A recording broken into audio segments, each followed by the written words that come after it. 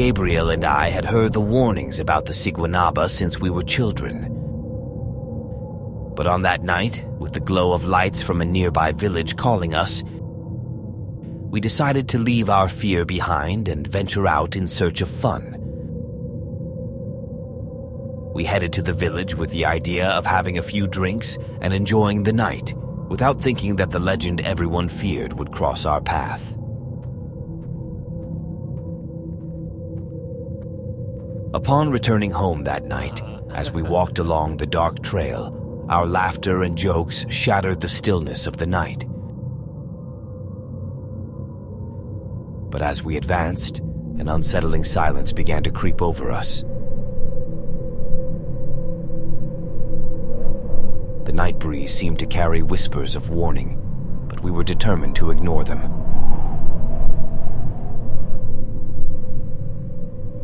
Then we saw a beautiful maiden in an elegant black dress walking on the forest trail. However, suddenly she veered off the path and began to venture deeper into the dark woods. We called out to her, concerned for her safety. "Miss, please, don't go into the forest. There are animals and creatures that could harm you." She didn't seem to hear us. We could only hear her enchanting laughter as she toyed with us. The moon barely illuminated her silhouette, but her movements were hypnotic. "Wait!" we shouted, trying to dispel the strange feeling that was overcoming us. "Don't go in there! It's dangerous!" Our voices sounded desperate as we tried to convince the stranger to turn back.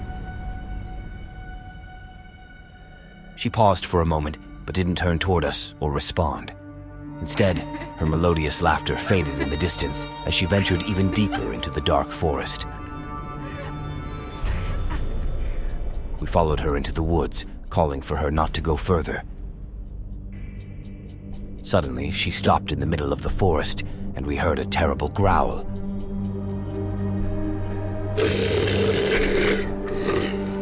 Gabriel and I exchanged looks of confusion and concern before following her daring footsteps, without suspecting that the creature we had encountered would be our undoing.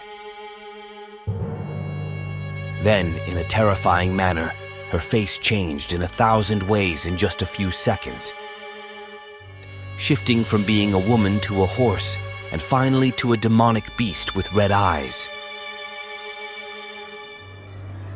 emitting a sound that only a demonic creature could produce.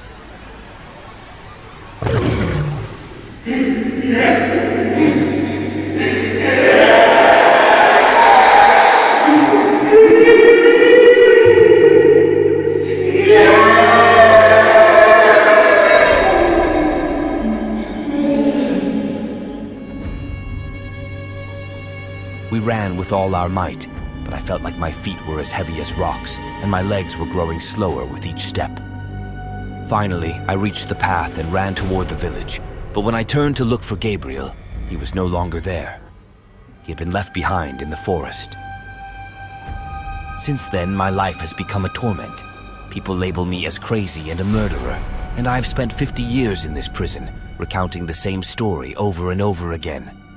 My friend disappeared that night, and I am trapped in the madness and despair caused by the encounter with the Siguanaba.